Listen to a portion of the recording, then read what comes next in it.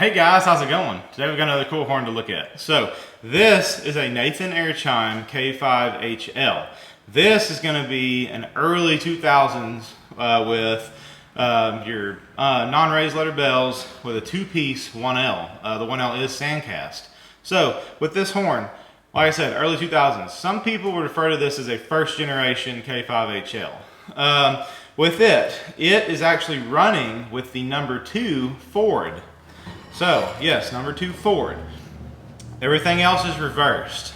This is how it was on the engine it came off of. This is ex BNSF. A lot of times you'll see this. This is actually kind of a controversial thing because a lot of people think that with just the number 2 forward only, the horns are not loud enough for your crossings. It's a pretty common thing to see actually. And here's a photo of a CN unit running like this. So I know a lot of your horns will ship like this from the factory, and I think it has something to do with FRA regulations with noise. I guess maybe they think the horns are too loud, so they kick the rest of the bells back and leave the number 2 forward.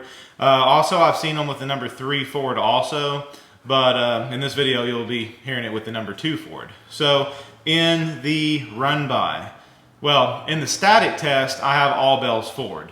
In the first 2 run-bys, I have the number 2 forward with everything reversed, everything else reversed.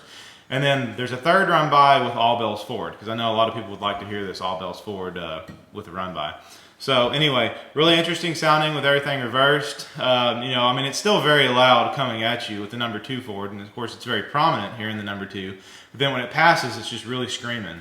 So, that's why where I think people get worked up over this setup on a locomotive is the train will get up on you before you really, I guess, can hear it, especially maybe inside of a vehicle or something.